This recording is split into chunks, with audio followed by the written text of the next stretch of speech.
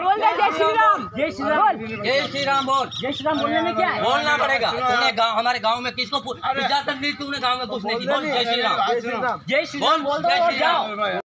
एक गरीब मुसलमान को पकड़कर खंबे से बांध करके उसे मार मार करके जबरदस्ती कहे हमारे खुदा का नाम ले ले और उसकी वीडियो वायरल करके, ये उसके इस्तिकामत का इम्तिहान है। ये हालात अगर तुम्हारे साथ दोहराए जाएं तो मैं आयत पढ़ चुका हूं। अल्लाह फरमाता है बेशक वो लोग जो ईमान लाए और फिर उस पर जमे रहे, इनकी मुसीबतें होती कितनी है, इनकी मुशक्कतें होती कितनी है। ये पूरी दुनिया मिलकर अगर सबसे बड़ी सजा तुम्हें कोई दे सकती है वो मौत की सजा है, मौत की सजा है। और मोमिन के लिए मौत सजा नहीं जजा है, मोमिन के लिए मौत सजा नहीं है। और ये जिस बात से डराते हैं, ऐ नौजवानों, अब की बार इसके बाद अब सीना चौड़ा करके इस सरजमीन पर चला करो। जाहिर सी बात है भीख मांगी हुई जमीन पर नहीं जी रहे, ख्वाजा हिंद के दरबार में है, हाँ साबिर पाक के दरबार में है, महबूब इलाही के दरबार में है, आला हजरत की सल्तनत में है। किसी और बात का खौफ न रखो, लेकिन एक बात मैं जरूर करना चाहूंगा, इनकी मशक्कतें होती कितनी है।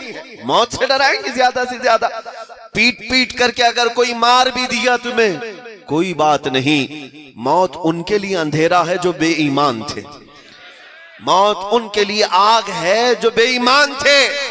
आशिक रसूल का हाल तो ये है, इधर मौत आई उधर चेहरे मुस्तफा नजर आया, इधर उसकी रूह निकल रही है, मुस्तफा करीम सिराने के पास है। और इतना ही नहीं, कंधों से उठाया हुआ ये लाशा कब्र में रखा जाता है, मुनकर नकीर बाद में आते हैं, मेरे मुस्तफा पहले आते हैं। तो मौत तुम्हारे लिए कौन सी सजा हुई? मौत सजा नहीं, मोमिन के लिए मौत जजा है। इसीलिए एक शायर ने क्या खूब कहा था, लोग ये जुल्म को देख करके कहते हैं अरे फलां को नहीं बोलना चाहिए था। अगर जाहिर सी बात है मेरी इन बातों पर एक्शन लेकर मेरी गर्दन अगर मार दी जाती है, और अगर दुनिया ये कहती है मर गया, बहुत बोलता था मर गया, ये दुनिया तो कहती रहेगी, लेकिन उन्हें जवाब देना मेरे बाद, कौन कहता है कि मोमिन मर गया? कौन कहता है कि मोमिन मर गया?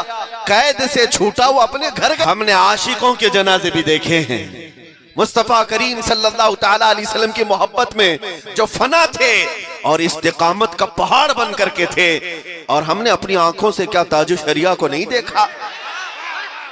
क्या बहुत जमाना गुजरा है, उनको देखी हुई आंखें अभी भी बाकी हैं। जबल इस्तिकामत का नाम ताजु शरिया था, एक पहाड़ का नाम था, और जमे रहे आखिर जिंदगी तक। लेकिन जब लाशा जिस्म पाक जनाजे की शक्ल में जाने लगा, उस मंजर को भी दुनिया ने देखा। हम खुद उस जनाजे के पास हाजिर थे, बगौर आप अगर देखते तो उनकी रूह पाक पुकार रही होती कि मेरे जनाजे पे रोने वालों, फरेब में हो बगौर देखो, मेरे जनाजे पे रोने वालों। एक आशिक रसूल की जुबान यही है। हाँ, जो मर भी जाए दुनिया से तो ये कहता हुआ जाता है मेरे जनाजे पे रोने वालों, फरेब में हो बगौर देखो, मरा नहीं हो, गमे नबी में लिबास हस्ती बदल गया हो। मरा नहीं हो, गमे नबी में लिबास हस्ती बदल गया हो, बस तुमने लिबास ही तो बदला है। और अब जा रहा हूं मुस्तफा करीम के दीदार के लिए। या रसूल अल्लाह, तेरे दामने करम में जिसे नींद आ गई है वो फना ना होगी, उसे जिंदगी मिली है।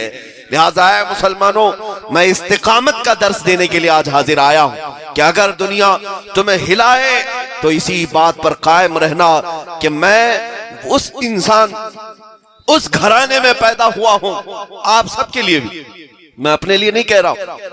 दुनिया अगर गर्दन पर तलवार रख करके कहे तब भी तुम्हारा इम्तिहान है जवाब ये देना, मैं उस घराने में पैदा हुआ जब पैदा होते ही मेरे कान में अल्लाह अकबर की आवाज आई। आपके कानों में भी दी गई होगी ना, मौलवी साहब ने अजान दी होगी, या आपके बाप दादे या चाचे ने अजान दी होगी। दुनिया को यह बताना कि जब दुनिया में आया था, आंख खोलने से पहले कानों से अल्लाह अकबर की सदा सुना, और उसके बाद होश आया तो बाप ने उंगली पकड़ करके जिस महराब में मुझे ले गया, वो भी अल्लाह अकबर की सदाओं पर ही ले गया।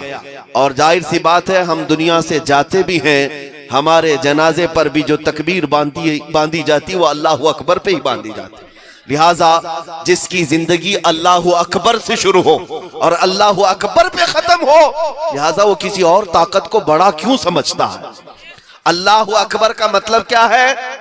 अल्लाह सबसे बड़ा है। मोमिनो जानते हो आप, अल्लाह अकबर का मतलब क्या है? अल्लाह सबसे बड़ा है। लिहाजा फिर अगर कोई कहता है नहीं प्राइम मिनिस्टर बड़ा है, चीफ मिनिस्टर बड़ा है, ये धोखे में है, खाम ख्याली में है। इनकी हैसियत ज्यादा दिनों की नहीं होती, ज्यादा दिनों की नहीं होती। इनको आला हजरत फाजिल बरेलवी के अशार में अगर पढ़ोगे तो आला हजरत ने कहा ये कातिल है, डाइन है, शोहर कुछ है। कातिल है, डाइन है, शोहर कुछ है। डाइन किसे कहते हैं? जो रोज शोहर बदलती है। शोहर कुछ वो है जो शोहर के साथ एक रात रहकर दूसरे दिन उसे कत्ल करती है। इनकी हैसियत सिर्फ इतनी है। हाँ मेरे अजीजों, इन ताकतों से खौफजदा होने का कभी ना मुसलमानों में रिवाज था, ना आज होना चाहिए, कभी नहीं। आज के हालात पर मैं गुफ्तगू कर रहा हूं आपको।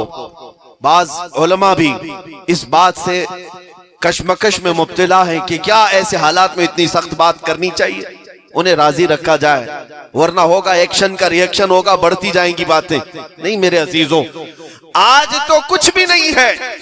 यहाँ हमारी तादाद अल्हम्दुलिल्लाह, ईमान वालों की तादाद, कीड़े मकोड़ों की तादाद मैं गिनता भी नहीं। ईमान वालों की तादाद आज भी लाखों में नहीं करोड़ों में है। और उलमाए हक भी आज जो बोलने वाले हैं हजारों की तादाद में है। मशाइख भी मौजूद है। वो जमाना याद करो जब अकबर जैसा मुर्तद जालिम बादशाह इस हिंदुस्तान पर आया और उसने अपनी ताकत के बलबूते, अपने माल के बलबूते, अपने तख्त के बलबूते पूरे हिंदुस्तान में एक नया दीन कायम किया।